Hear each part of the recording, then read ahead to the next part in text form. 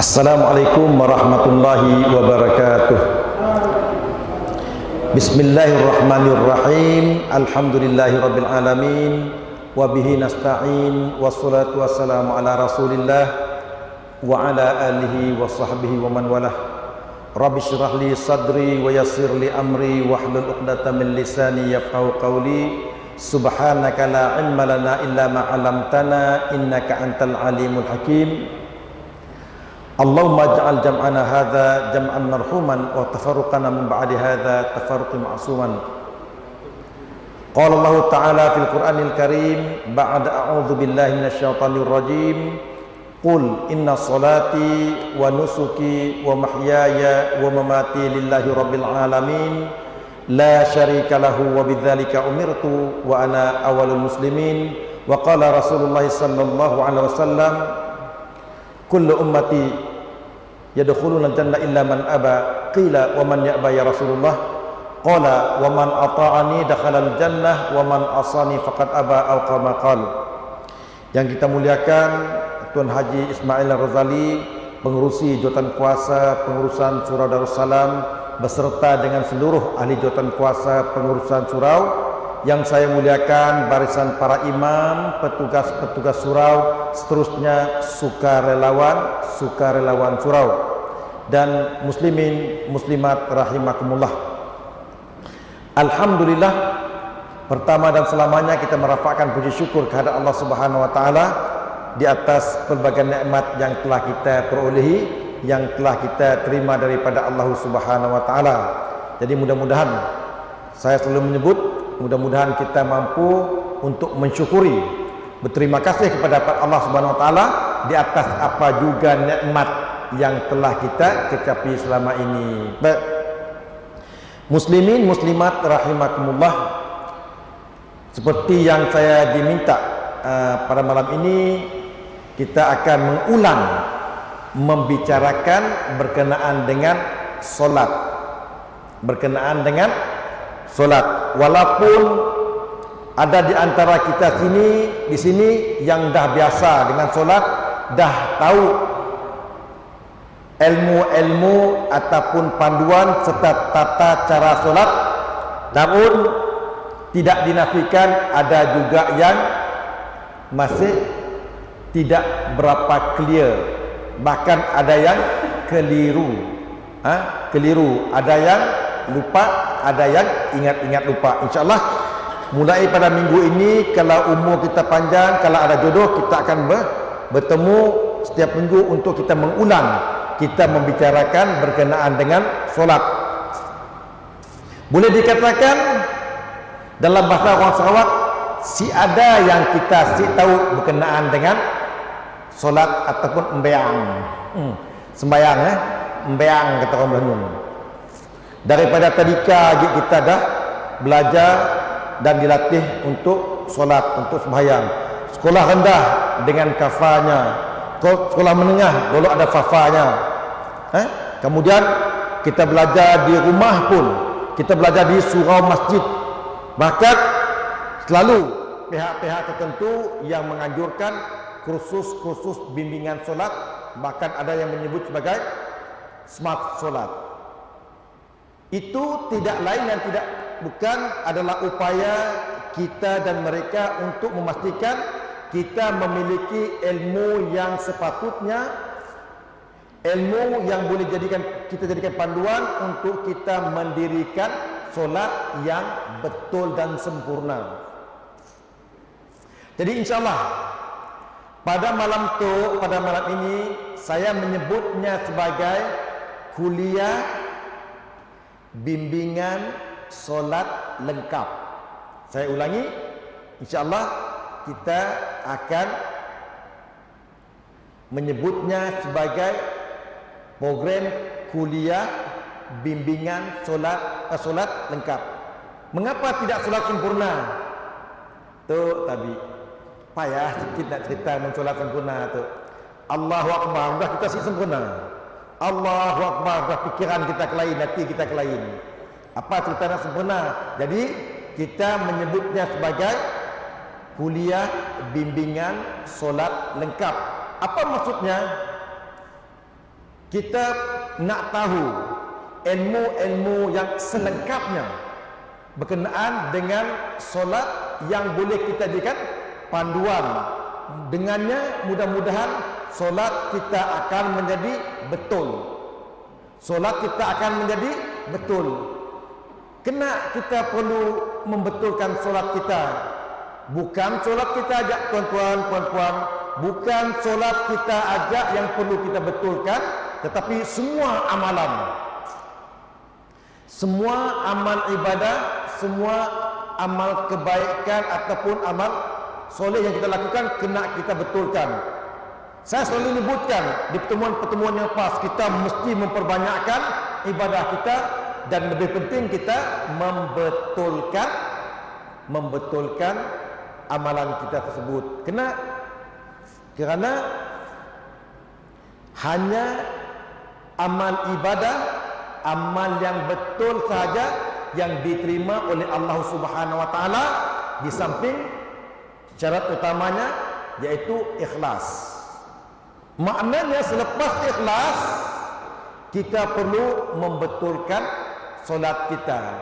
Si cukup kita datang ke surau, si cukup kita datang ke masjid, ikhlas untuk kita solat, tanpa kita berusaha untuk memastikan solat kita dan amalan-amalan lain itu betul.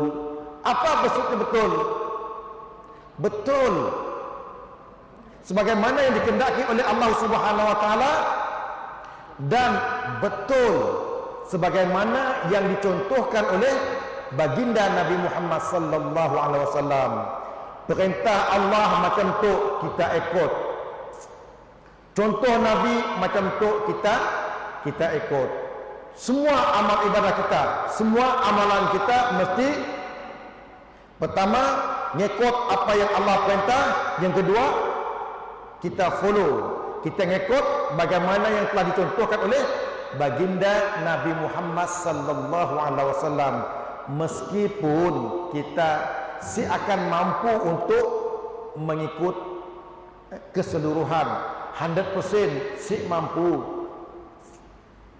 sebab yang namanya solat tu nya ada 3: fizikal kita, pemikiran kita, dan hati kita.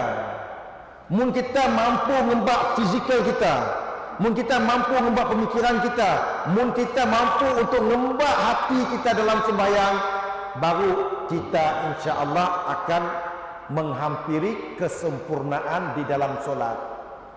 Tapi kalau kita belum mampu untuk mengubah badan kita, belum mampu untuk mengubah pemikiran kita, belum mampu untuk mengubah hati kita di dalam sembahyang, jauhlah kita daripada kesempurnaan. Jadi sebelum kita nak berbicara bab kesempurnaan, kita membekalkan diri kita dengan ilmu ataupun maklumat ataupun panduan yang sepatutnya begini gaya kita nak menunaikan solat ataupun sembahyang. Dalam keadaan biasa macam tu solatnya. PKP COVID-19 kini tu baru kita didedahkan macam ni, kita solat dalam keadaan darurat. Ia pun masih ada yang cincai, sebagian tempat masih ada yang cincai. Ditegur oleh Ustaz Sodikin di pertemuan yang lepas. Bukan sekadar kita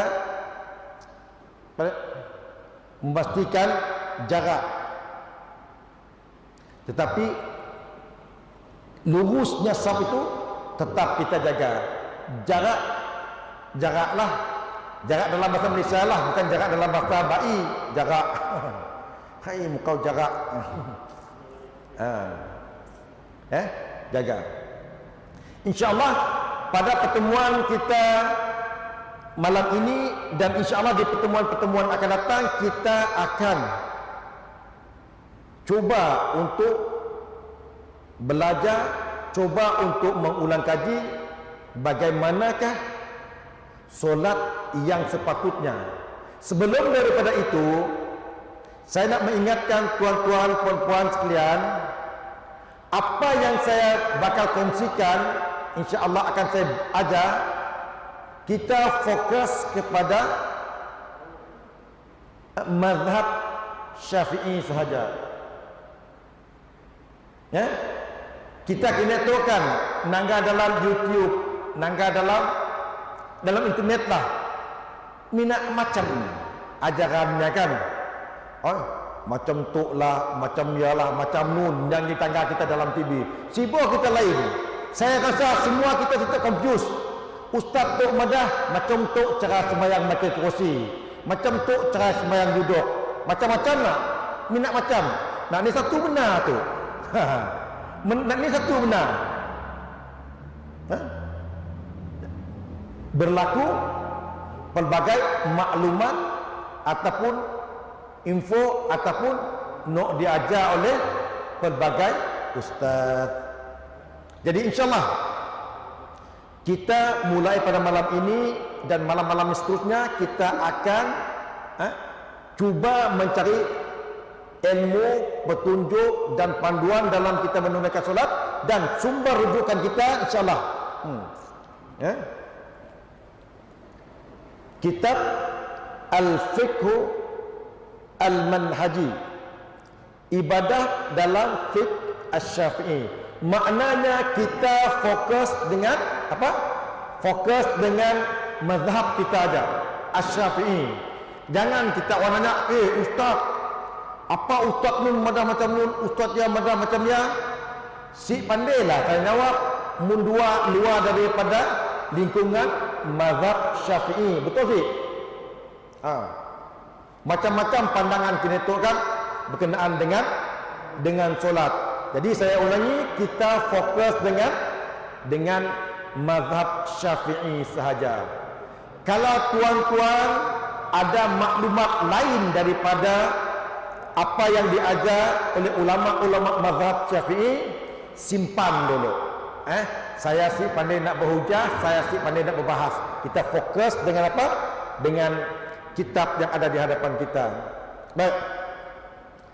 Muslimin muslimat rahimakumullah, apabila berbicara berkenaan dengan solat ataupun sembahyang ini, tidak ada seorang pun di antara kita yang tidak paham fadilat ataupun keutamaan solat. Solat begitu spesial. InsyaAllah kita akan membicarakan berkenaan dengan fadilat, keutamaan ataupun kelebihan solat.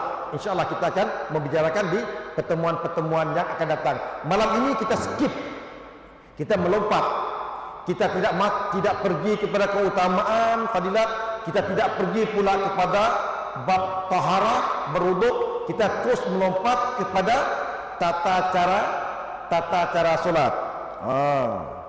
Saya tu sebenarnya prefer kalau berdiri bila bercerita bab tu. Baik? Boleh berdiri ya? InsyaAllah. Yang penting nak kat situ lah. Baik. Tata cara solat. Tata cara solat tu dalam bahasa kita begini gaya kita nak sembahyang. Macam ni cara kita nak sembahyang. How to perform prayer. Macam ni kita nak mendirikan solat. Bukan macam ni nak mengerjakan solat. Yang betulnya mendirikan solat, bukan mengerjakan. Ada different, ada perbezaan di antara mendirikan dan mengerjakan solat. Kelak akan saya explain. Kita fokus kepada tata cara solat. Seperti yang saya katakan, tuan-tuan dah tahu dah. Cuma sekadar mengulangi dan memperhalusi. Baik.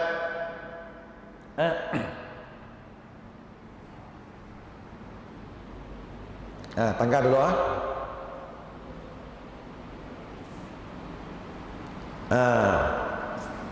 pakai ulang kaji. Baik. Tata cara solat. Syarat wajib solat. Syarat wajib solat.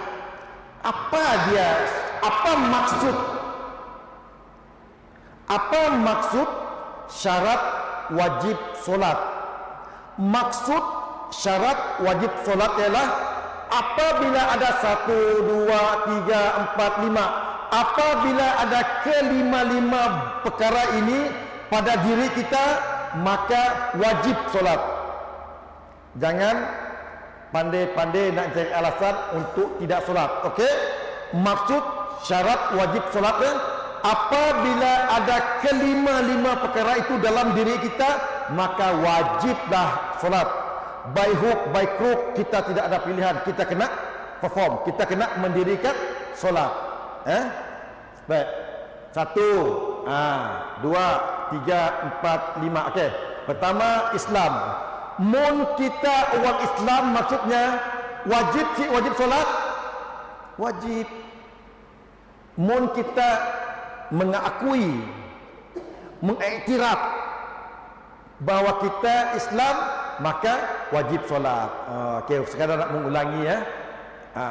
Mun kita mengaku sebagai seorang Islam tapi kita tidak solat, apa orang cakap? Cakap tidak serupa bikin. Macam saya madah saya orang Bintulu, saya orang Kampung Baru. Saya ngaku aja, saya orang Bintulu, orang Kampung Baru. Rumah si ada di Kampung Baru, ketua Kampung Baru pun saya si kenal, pengurusi suruh saya si kenal, siapa-siapa pun di Kampung Baru tu saya si kenal. Bergaul dengan orang Kampung Baru pun isi. Ya, cakap tidak serupa bikin. Maksudnya tu nya ngaku orang Kampung Baru tapi nak nemu utai. Cik tahu apa di Kampung Baru tu? Cik tahu? Cina kita di Kampung Baru. Kampung Baru. Mun nya mengaku nya Islam, nya wajib solat. Baik. Okey, sebelumnya saya nak nyebut sedikit berkenaan dengan Islam. Mun orang nanya dengan kita, katalah saudara baru, bos, nama utai Islamnya bos? Nama utai Islamnya? Macam ni mau jawab. Tercabut gigi besar kita nak explain dengannya. Islam tercabut gigi besar kita. Okey. Saya nyembah makna Islam ada dua. Ada dua aja. Yang banyak kan? Dua. Yang pertama, Islam yang pertama artinya selamat. Apa maksud selamat? Selamat manusia tu unsurnya ada 3. Unsur manusia ada 3. Physical. Yang kata mata-mata Hamin tu. Physical. Yang kedua, mental, akal. Yang ketiga, spiritual. Mental, physical, mental dan spiritual. Maksud Islam itu selamat adalah apabila kita Islam, physical kita selamat, mental kita selamat, dan spiritual kita selamat. InsyaAllah kelak saya akan explain ya. Kelak akan saya explain di pertemuan yang akan datang. Baik. Kemudian Islam yang masuk yang kedua, surrender. Apa itu surrender? Menyerah diri. Islam yang kedua maksudnya menyerah diri. Menyerah diri kepada siapa? Menyerah diri kepada Allah Subhanahu wa taala. Maksudnya apa aja perintah dan suruhan Allah Subhanahu wa taala nya kena pola. Perintah ataupun suruhan Allah dua aja. Apa yang disuruh, apa yang diperintah oleh Allah cuma 2 aja.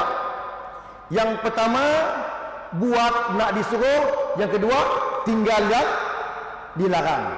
Kelak kita akan membahaskan juga. Maksudnya apabila kita mengaku sebagai orang Islam, kita surrender, kita menyerah diri kepada Allah Subhanahu wa taala. Mun kita mengaku sebagai orang Islam, ensengin, kita degil, melawan toke, itu bukan orang Islam namanya. Orang Islam menyasi si ada nak melawan toke. Allah dilawannya. Allah kata solat, Allah kata sembahyang, simok menyerah diri. Ingat, Islam yang pertama artinya selamat, Islam yang kedua artinya menyerah diri. Baik. Hilang deh. Okay. pergi ke situ lah. Baik. Islam yang kedua, suci daripada haid dan nifas. Oh, itu semua kita dah faham lah. Kita skip dah.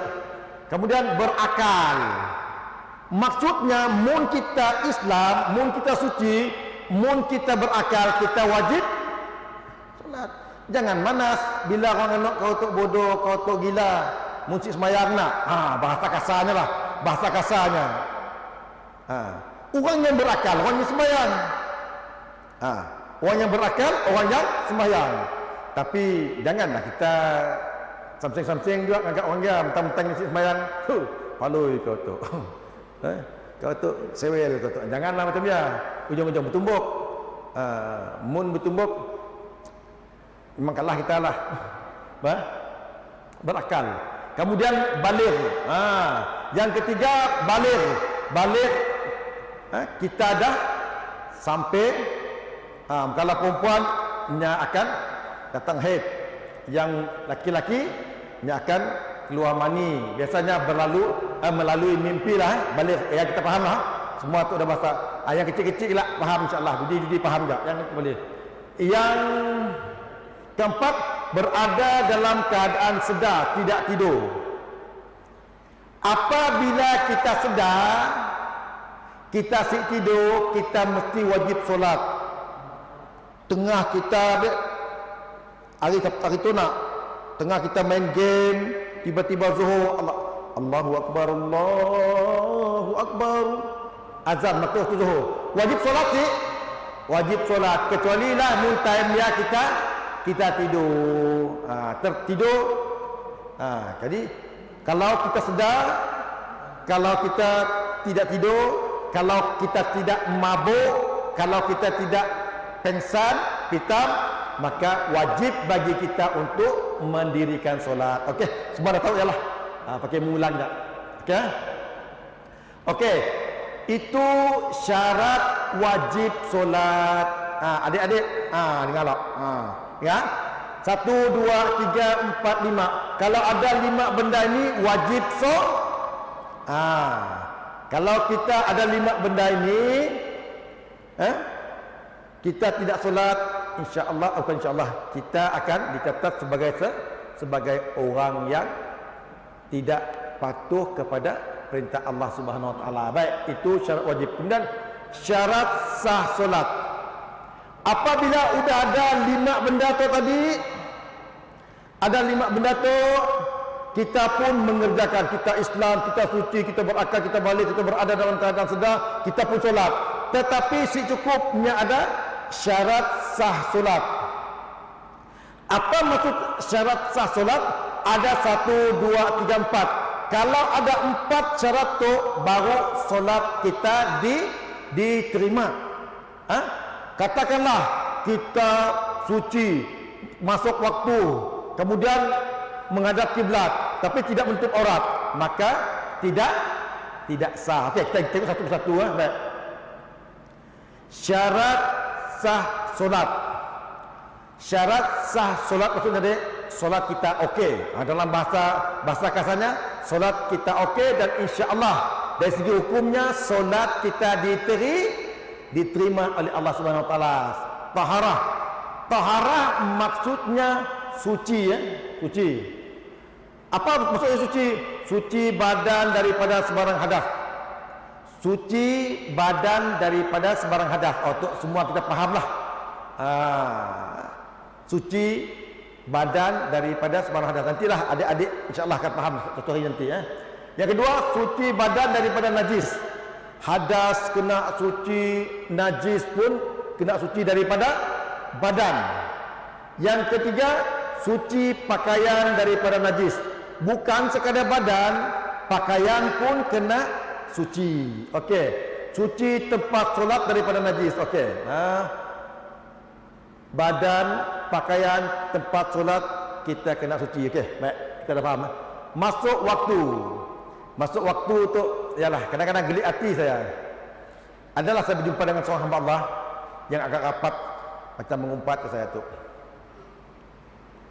Agak rapat dengan kami orang lah. Heran. Especially subuh. Saya tahulah mungkin ilmu saya tinggi. Bila nya rajin bangun subuh tapi sembahyang awal. Saya pun heran, curi-curi tangga belum azan lagi nya dah sembahyang, tapi lepas tu nya ada kunut. Saya pun heran juga saya nangga sembahyang sunat apa aja. Itu cerita lah kalau nya sembahyang apa sunut apa? Sunut nazilah.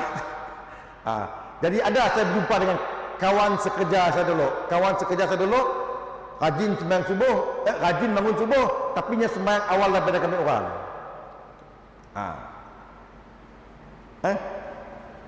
Nya rajin sembahyang awal. Mana jadi nya solat, sedangkan waktu solatnya belum masuk lagi.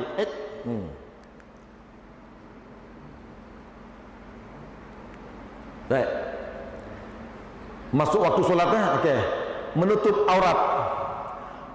aurat. Aurat lelaki itu, saya simuk nak cerita hal kontroversi ya. Saya simuk nak cerita hal kontroversi sebab kita fokus kepada mazhab Syafi'i aja. Walaupun ada pandangan yang boleh madah, asal yang penting tutup pusat dengan lutut aja.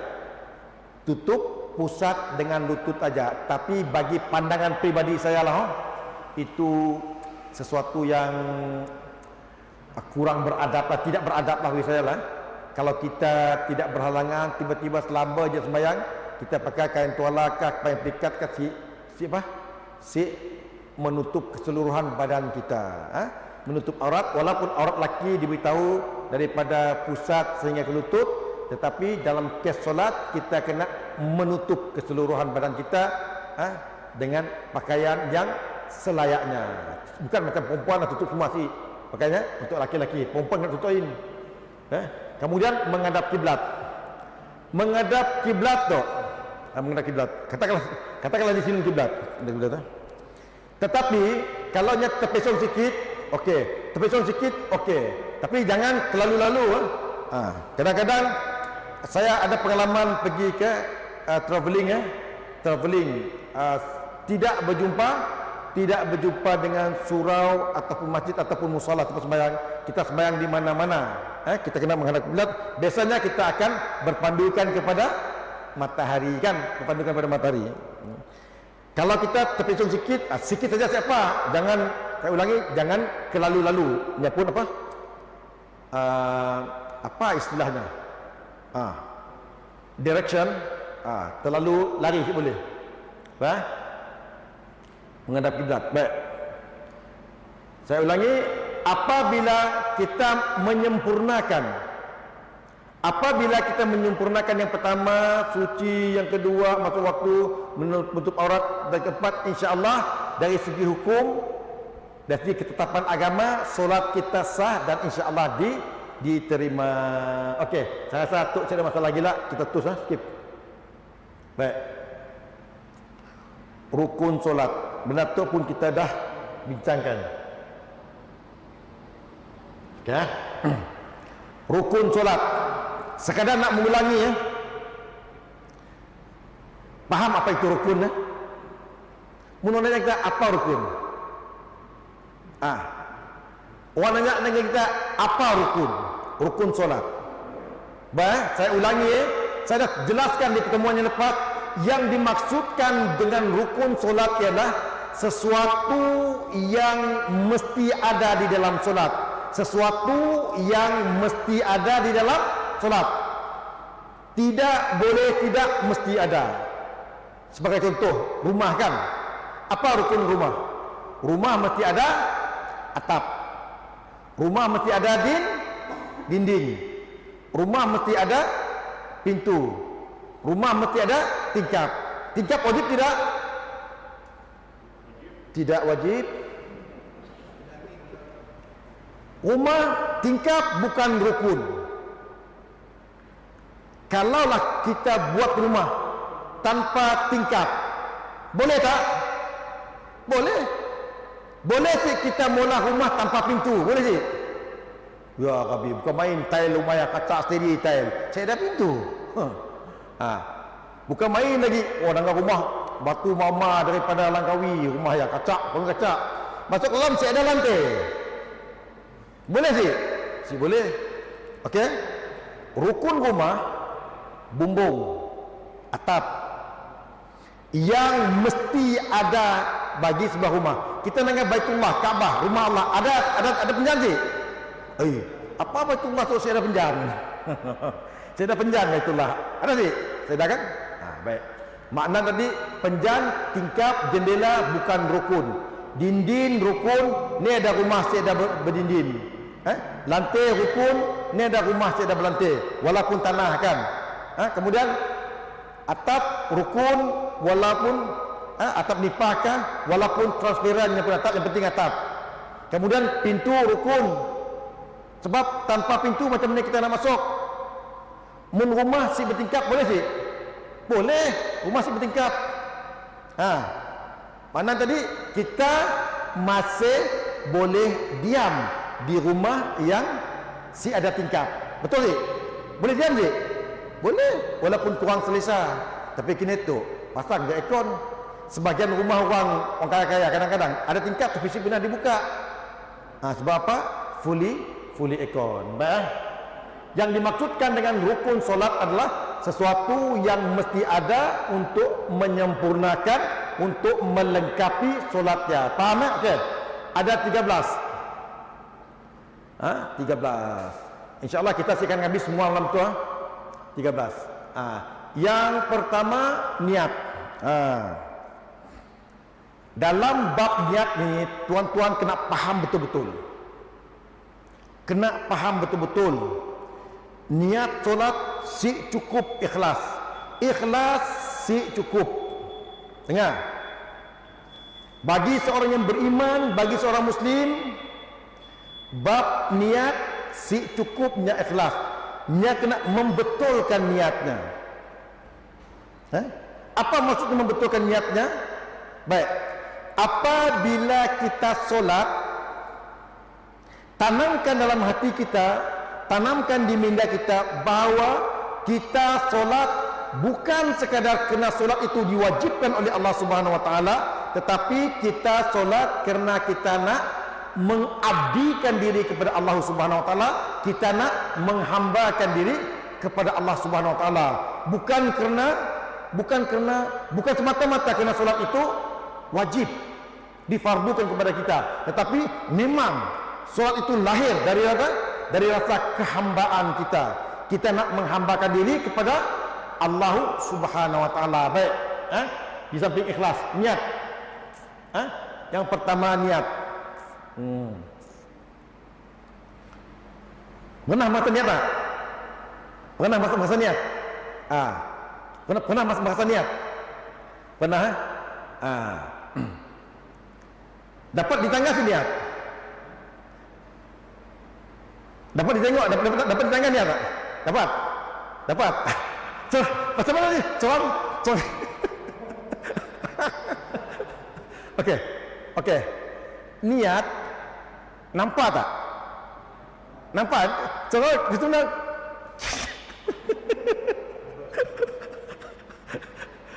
Okey. Kalau kita nampak niat, kita boleh nampak. Okey. Bang. Minta kita ambil contoh. Tak? Tak? Tak. Okey, tak? Tolong ambil kursi hijau. Okey. Kita pergi sini. Yes, correct. Duduk. Apa tujuan kita saja? Betul. Jadi perlulah sahaja aku berdiri menghadap ke kursi itu dan melangkahkan kakiku mengambil kursi kena diarah oleh ustaz. Perlu tak? Tak perlu. Faham kan? Nya dah tahu sebenarnya, cuma nak mencontohkan kepada adik-adik. Betul tak? Sini kamu. Yang belakang. Sini. Kamu mana dah belakang ya? Sini. Sini. Stop. Kamu nak ke mana? Siapa panggil? Apa tujuan kamu sini? Tengok dok. Tengok. Kamu datang ke sini sebab niat kamu untuk menyempurnakan panggilan ustaz. Betul tak? Okey, clear? Kita datang, niat. Niat kita. Jadi makna yang tadi, Walaupun niatnya sih nampak, tapi kita tahu nak.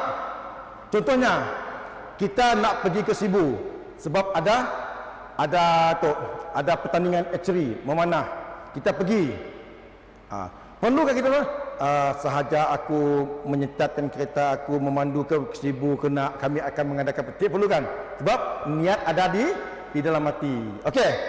Yang pertama, rukun dalam solat kita mesti ada niat. Kalau tidak ada niat tidak boleh. Contohnya kan, ini kes anak-anak nakal ni main-main. Contoh bukan sini lah.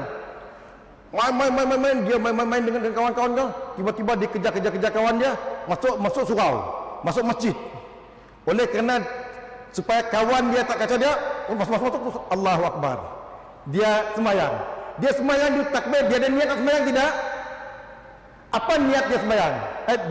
Dia bertakbir supaya kawan dia fikir dia padahal dia nak main-main. Faham tak? Kecuali lah adik-adik masuk dengan tenang, memang niat untuk solat itu niat, bukan main kemudian terus masuk solat kerana nak mengelak daripada kawan. Faham? Takbir tadi kerana nak mengelak daripada kawan, itu dikira tidak pandai, boleh jadi menantu. Ya? Sikit lagi ya. InsyaAllah. Okey. Niat. Baik, yang pertama itu yang paling utama. Baik. Kemudian berdiri bagi orang yang mampu. Saya lupa tadi, insya-Allah saya akan explainkan itu ya, satu persatu. Yang kedua, takbiratul ihram, membaca al-Fatihah, rukuk serta tumakninah, i'tidal serta tumakninah, sujud serta tumakninah, duduk di antara dua sujud serta tumakninah, duduk tahiyat akhir, membaca tahiyat akhir, selawat ke atas Nabi selepas tahiyat akhir, memberi salam yang pertama dan tertib. Ini adalah rukun solat. Okey, baik. Ini dalilnya.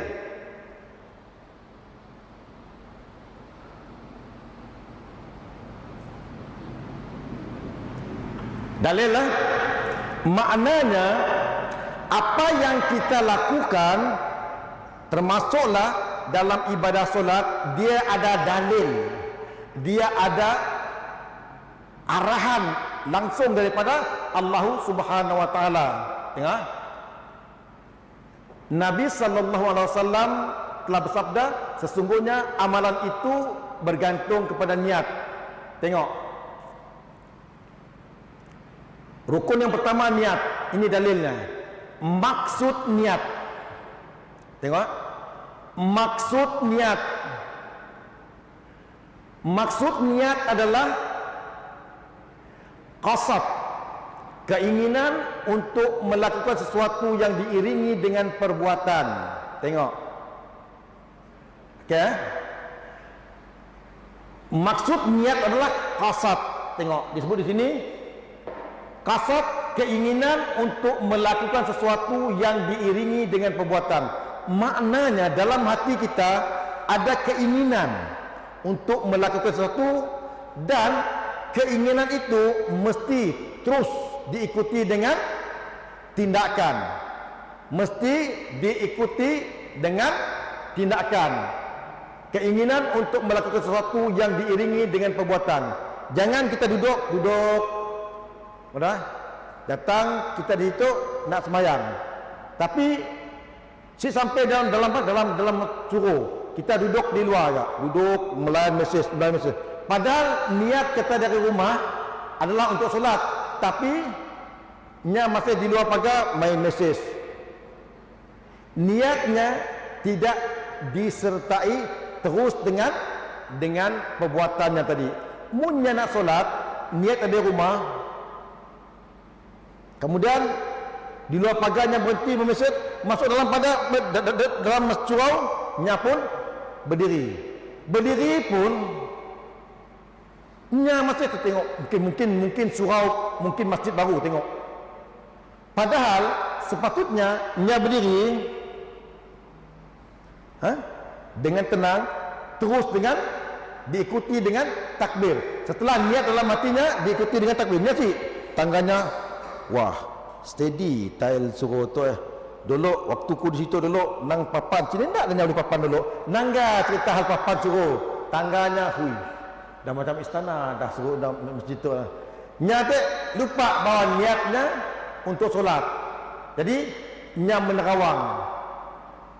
Ish, dengan api buka semua tu papan dak bil sebulan tu. Lalu cerita pasal bil elektrik suruh lagi ceritanya dia. Sepatutnya niat terus takbir. Maksud niat keinginan untuk melakukan sesuatu yang diiringi dengan perbuatan. Si boleh kita berniat ada tetapi tidak ada diiringi dengan perbuatan. Okey. Kemudian tempatnya ialah hati. Niat di dalam hati dan tetapi kalau kita nak melafazkan apa yang ada dalam hati itu namanya lafaz niat. Dibolehkan sahaja aku sembahyang fardu subuh 2 rakaat tunai kerana Allah Taala lafaz. Okey, kita takbir itu lafaz niat, itu bukan niat sebab niat dalam hati. Okey, clear? Okey, baik. Yang seterusnya syarat sah niat. Wah, niat pun ada syarat sahnya. Tengok. Niat mesti diiringi dengan takbiratul ihram. Seperti yang saya katakan di awal tadi, saya bercakap membicarakan berkongsi sekitar apa yang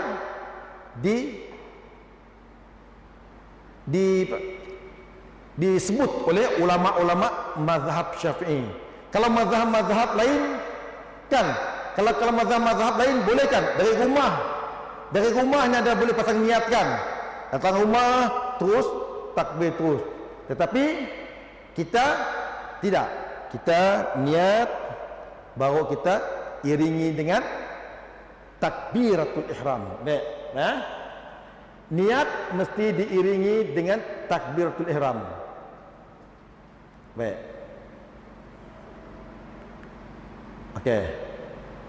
Niat mesti diiringi dengan takbiratul ihram, hati fokus dan sedar ketika mengangkat takbir.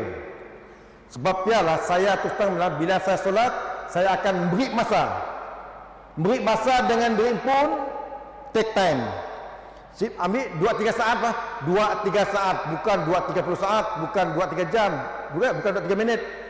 Kita tenang.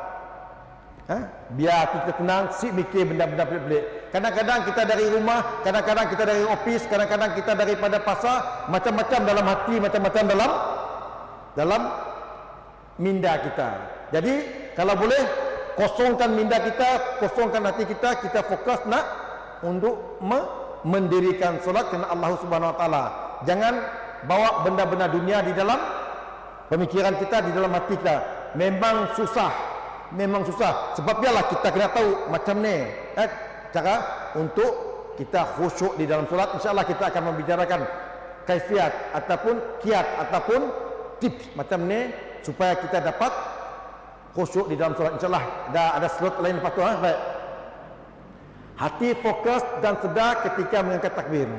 Kalau solat Jumaat lah, solat subuh lah, kalau solat tarawih lah, benda yang ada dalam hati dan pemikiran kita.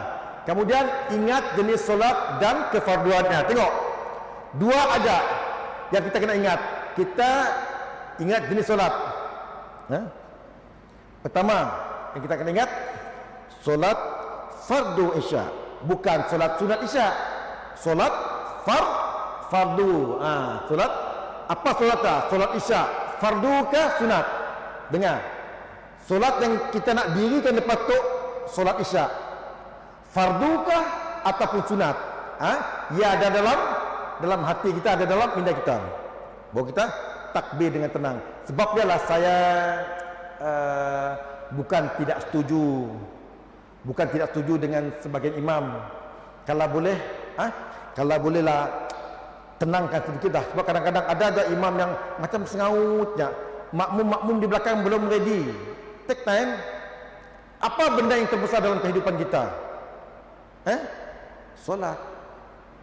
Bila saya mendah take time, bukan berhenti sampai 5 minit kita berdiri, bahkan 3 minit mesti sampai, bahkan 2 minit mesti sampai. Ambillah beberapa saat untuk tenang dan supaya makmum pun boleh tenang, dan makmum pun kena faham. Jangan pressure imam, sengaut-sengautnya. Imam baca panjang sikit dah gelisahnya. Baru surah At-Tin aja dibaca imam punya dah udah gelisah. Tenang, kemudian kita takbir. Maksudnya kita fokus dengan apa? Dengan solat Isya fardu ataupun sunat contohnya, baik. Yang rukun kedua adalah berdiri tegak bagi orang yang mampu ketika solat fardu. InsyaAllah kita akan membicarakan rukun yang kedua tu di pertemuan yang akan datang insyaAllah. Yang pertama tadi kita niat. Saat mengulangi kita kena memperbetulkan niat kita, bukan sekadar ikhlas tetapi memperbetulkan. Apa maksudnya? Kita mendirikan solat bukan kerana solat itu wajib semata-mata, tetapi kita mendirikan solat kerana kita nak menghambakan diri, kita nak mengabdikan diri kita kepada Allah Subhanahu Wa Taala. Terima kasih di atas segala perhatian, mohon maaf di atas segala kekurangan. Yang baik dan benar daripada Allah Subhanahu Wa Taala, yang keliru itu kelemahan saya sendiri. Dan insya-Allah kalau ada yang silap, yang tidak bertepatan, kita boleh berbincang di luar insya-Allah. Wallahu a'lam. Assalamualaikum warahmatullahi wabarakatuh.